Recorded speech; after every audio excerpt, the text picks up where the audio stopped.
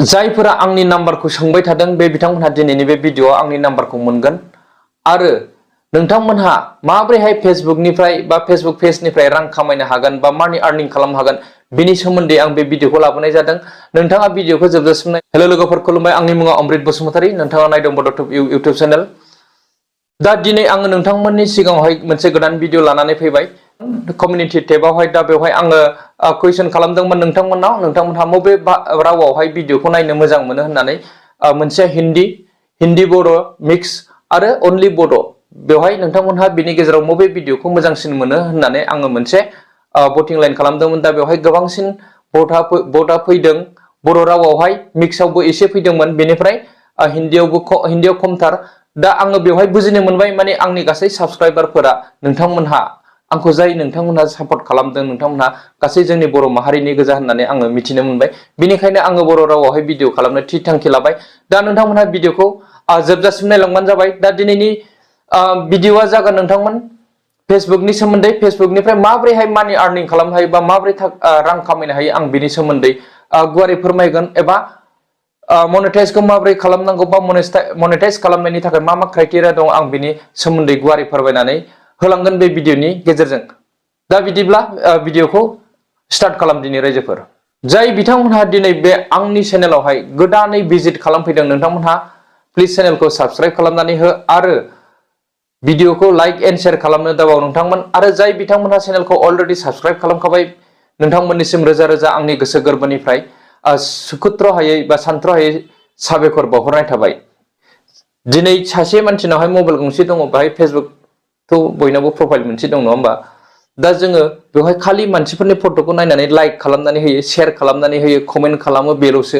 नाथाय जों थाइसे रां खामायनो हाया। नाथाय जायफोरनो जोङो लाइक शेयार कमेन्ट खालामनानै हरो बै बिथांमोनहा रां खामायगासिनो दङ। नोंथांमोन रां खामायदों, मानि आर्निं खालामगासिनो दं फेसबुकनि थ्रुयै।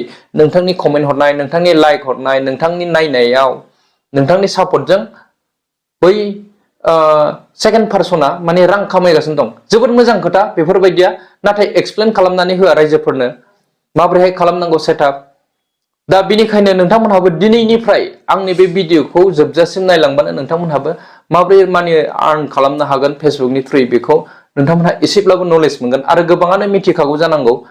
दा जायफोरा फेसबुक पेजनि थ्रुयै खामायो आरो फेसबुक प्रफाइलनि थ्रुयैबो जों रां खामायनो हायो। दा गोबाङानो पेज दङ, गिदिर गिदिर पेज दं जोंनि बर'फोरावबो, बिथांमोनहाबो रां खामायगासिनो दं। जायफोरनि भिडिअआव दिनै एडभार्टाइज फैयो बा एड फैयो बिथांमोनहाबो मानि आर्निं खालामगासिनो दं। जोबोद मोजां खोथा, गोजोनथाव बाथ्रा बेफोरो। दा जोंबो मानोना जोंबो ट्राइ खालामनो हायो, दा बिनि थ्रुयै जोंबो आर्निं खालामनो हायो। दा जों बिदिब्ला बे भिडिअनि गेजेरजों मिथिना लानि फै। दिनै नोंथाङा जुदि फेसबुकनि थ्रुयै मानि आर्निं खालामनो सानदोंबा, रां खामायनो सानदोंब्ला बेवहाय माखासे क्राइटेरियाफोरखौ मिथिनांगोन। दा आं बिनि सोमोन्दैनो फोरमायलांगासिनो दं। सेथियावनो जानांगोन नोंथांनाव फेसबुक पेज थानांगोन। मोनसे फेसबुक पेज थानांगोन। मोनसे प्रफाइलनि सिङाव थांनानै पेज खुलिनो हायो। बेखौ आङो नेक्स्ट भिडिअआव माबोरै खुलिनांगौ आङो भिडिअनि थ्रुयै फोरमायगोन नोंथांमोननो। आरो दा नोंथांनाव पेज गैयाबा, फेसबुक पेज गैयाबा, जे नोंथाङा प्रफाइलखौनो इउज खालामो, मोनसे प्रफेसनेल मुड अन खालामनायनि अपसन फैबाय गासैनिबो फेसबुक प्रफाइलावहाय। बेखौ टार्न अन खालामनांगोन। बिनि सोमोन्दै बायजाबथ्रु भिडिअ दङ इउटुबाव, नोंथांमोना सार्च खालामनानै नाय माबोरै टार्न अन खालामनांगौ। दा आंबो टार्न अन खालामखांबाय, आं भिडिअ खालामनाय जायाखै बेनि सोमोन्दै।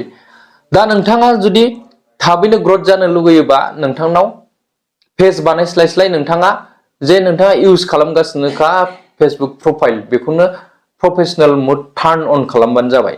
नङाब्ला नोंथांना 5000 सिमल' फ्रेन्डस जायो। नों जुदि प्रफेसनेल मुडखौ टार्न अन खालामोबा बेवहाय आनलिमिटेड नोंथाङा बेवहाय माने फलोवार्स बानायनो हागोन।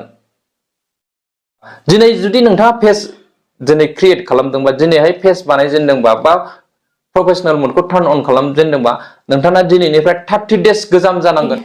पेज एबा प्रफेसनेल प्रफाइल पेजआ 30 सान जानांगोन, 30 सान फुराना जानांगोन।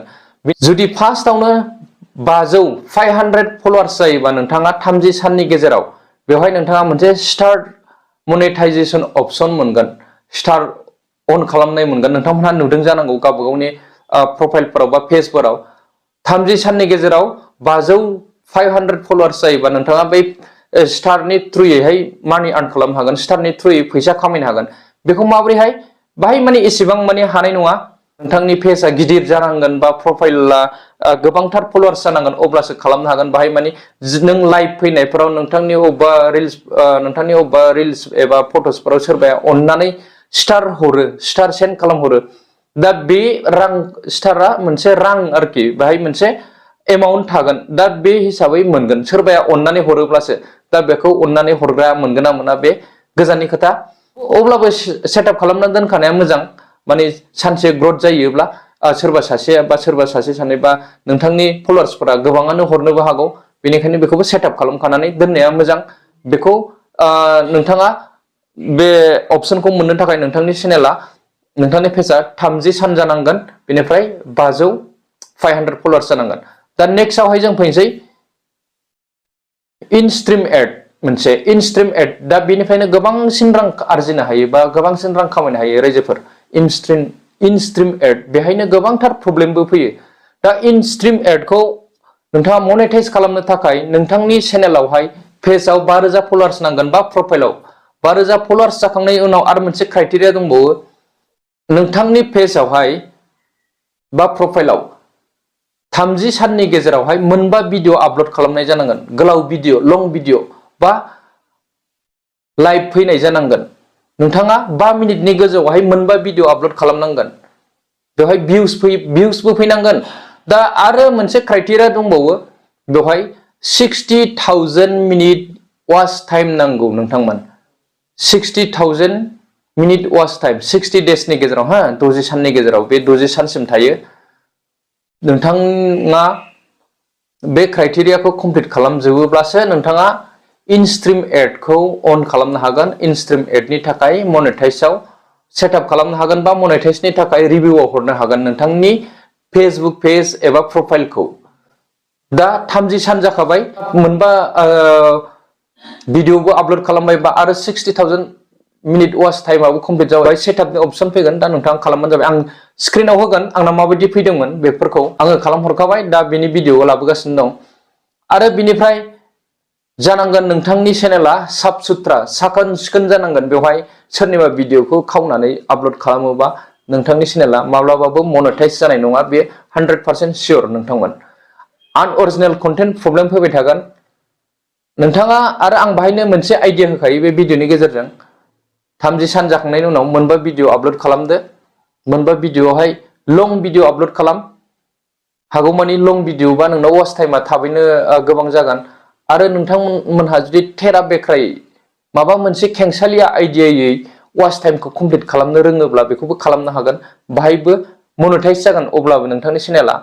नाथाय बे भिडिअआ नोंथांनि रियेल भिडिअ जानांगोन। बेनिफ्राय खिन्थु बे भिडिअआवहाय आनअरिजिनेल कन्टेन्टबो फैलाबायनो हागौ, माबा मोनसे प्रब्लेम फैनो हागौ। अब्लाबो टेनसन लानाङा। 60,000 मिनिटखौ नोंथाङा कमप्लिट खालामबानो जाबाय। माब्रै खालामो? नाथाय नोंनाव भिडिअआ सोलांबाय थानो, आपल'ड खालामलांबाय थानांगोन। भिडिअआ गोबां जानांगोन। मोनबाल' भिडिअ आपल'ड खालामनानै दोनोबा बेवहायबो प्रब्लेम फैगोन। माने मोनबा भिडिअआवथ' नोंना भिउस जानाय जायनि खोथा दं, नङा होमबा? बेनिखायनो भिडिअखौ कन्टिनिउ आपल'ड खालामलांबाय था, फट'सफोर आपल'ड खालामलांबाय था, रिल्स हागौमानि रिल्स, जेसेबांखिनि रिल आपल'ड खालामगोन नोंथांनाव फलोवार्स बारायगोन आरो बिनि वाच टाइमाबो काउन्टिं जाबाय थागोन। दा बे रिल्स आरो लं भिडिअआव नोंथाङा फकास होनांगोन। बेनिफ्राय लाइभबो फै, बाहाय माने गासैनिफ्रायबो भिडिअ प्ले जागोन। बे वाच टाइमा काउन्टिं जाबाय थागोन। नाथाय 60 डेजनि उनावहाय नोंथांनि 60 डेजसिमाव नोंथाङा जुदि मनेटाइज खालामस्लाबनो हायाबा बै नोंथांनि वाच टाइमा डिक्रिस जागोन, गोग्लैफिनगोन। बेनिखायनो मोजाङै गुदिनिफ्रायनो मोजाङै मावलांनो नाजा, जाहाथे प्रफाइलाव बा पेजआव प्रब्लेम फैया। आनअरिजिनेल कन्टेन्ट फैयोब्ला बेसेबांबा गोबाव टाइम लायो। आंनाव बिराद गोबाव टाइम लादों। बिनिफ्राय माखासे रिपर्टबो खालामनांदों। दा बिनि थ्रुयैबो आं भिडिअ लाबोगासिनो दं। नेक्स्ट आनअरिजिनेल कन्टेन्टखौ माबोरैहाय खारहोनो हायो? आंना 8 दिनाव खारदों। 8 दिननि सिगां आं फाग्ला बायदि लाइभ फैलाबाय थादों, नाथाय जायाखै। नाथाय मोनसे खामानि मावनायनि उनावहाय 8 दिनजों आंना बे आनअरिजिनेल कन्टेन्टआ टटेलि स्टप जादों। स्क्रिनावहाय बे आंनि नाम्बारखौ मोनगोन। दा आङो माखासे समावहाय गोबां BBW आफादनि भिडिअबो आपल'ड खालामदों। दा नोंथांमोनहा बाहाय गोबां सापर्ट खालामदों। दा बेनि थ्रुयैनो आंनि चेनेला एसे आवगायनानै दं। दा बेनि थाखाय रोजा रोजा साबायखर थाबाय नोंथांमोननिसिम।